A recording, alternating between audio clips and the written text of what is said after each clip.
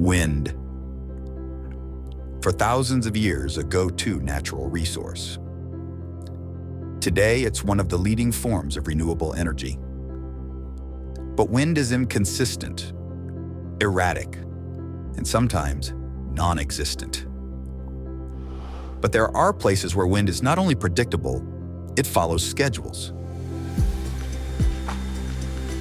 JetWind is an innovative technology that converts man-made wind produced by planes into electric power for use in airport terminals.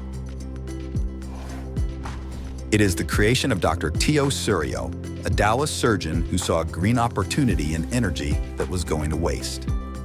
Every time a jet takes off, there is wind that's created. The energy capturing pod is a wind turbine in a box. I feel that this is a simple and sustainable enough project that it is worthwhile to pursue. We're at Dallas Love Field. We just completed our first installation of the JetWind pods. JetWind started about 20 years ago as a silly idea in the back of my mind. And it evolved into a prototype and testing, and next thing you know, 20 years later, we're on the ground at a major US airport. That's perfect. So the middle one, the white one, is a prototype. This has been out here for 18 months. We've had 10,000 encounters with aircraft, and the things that we've learned are incorporated in the final production model. So we're going to take the blocks out and put them on the trailer. The unit's rated for 10 years. You may be able to get 20 years of lifespan out of it. Each one of these solar panels, and there's 2 per pod, can make about 550 watts. Each one of these generators is rated for 2,000 watts. So we've got about 11 kilowatts of power per pod.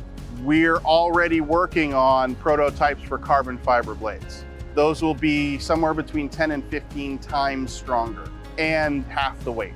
So they'll make more power. Every watt that these pods generate is power that the airport doesn't have to pull from the grid. And that energy can be allocated anywhere the airport wants to use it, because it's what we call behind the meter. It's internal to their system.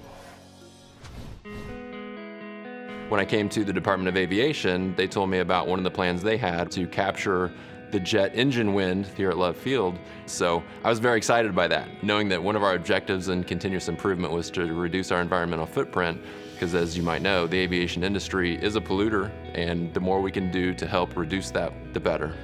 JetWind will allow us to capture the energy that comes off the planes that take off from here and use that for our customers in our terminal. We have kiosks set up where they can actually charge their cell phone or electronic devices. We've actually charged up some of our electric vehicles and look forward to continuing that. For us, this technology was perfect. JetWind fulfills sustainability goals, taking dirty jet exhaust and turning that into renewable energy. I think that's very important to not only employees, but also to the passengers in the community around us.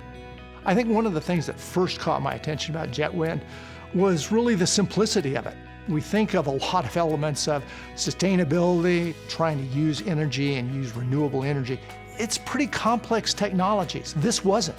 This was a relatively straightforward technology that could translate to having a real difference in people's lives pretty quickly. From our experience here at Love Field, the installation process has gone very smoothly. The fact that the JetWind pods are market ready is important to us because we don't have to shut down our runways, shut down our ramp. It's basically plug and play, and we can keep operations moving. The fact that our customers can see the pods and kiosks on our airport property is a benefit to us because it's getting that message out and letting them know that when they choose Love Field, they're choosing a greener alternative. We're the first airport in the world to be implementing JetWind technology. We have just been acknowledged and achieved a level 4 status of ACA, of Airport Carbon Accreditation. And it's just a good way to educate and make people aware of one of the great ways that we can be more sustainable as it relates to the environment, because it's very important. This is where our children will grow up and they will have their families. So we want to make sure that we are leaving a great legacy for them. I think we should all take pride in the fact that the real fundamental front-end testing for JetWind was here at Love Field in Dallas. It's something that means a lot to me, having been a former mayor and being a resident here, but I know it's also important to Dr. Sorial too, as someone who's put his career here. I think one of the great promises of this technology is the applicability to it in many different areas. So one of the projects that we're working on now is with high-speed rail. There's a rail system outside of Paris that the trains run 100 miles an hour every 8 minutes. Imagine the kind of wind and the power that you get out of that. Helipads, we know when they're gonna take off, we know when they're gonna land. I think military is ideal. Imagine an outpost. The only power you have is a diesel generator. Why not, when you've got helicopters and aircraft coming in and out, capture some more energy just with the wind that comes out of their exhaust? So it's any man-made wind because it's predictable. It's exceeded our expectations in terms of what we're able to do with that power that's being captured. We have 4 pods out there right now, and we have a contract with them until 2027, and we're gonna have a total of 14 pods, so I think that speaks for itself.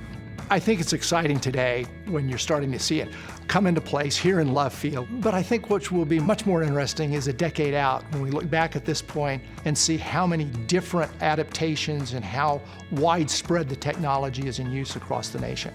I think we'll look back and say that was just one small step along the way. The reality of it, it is a big step today.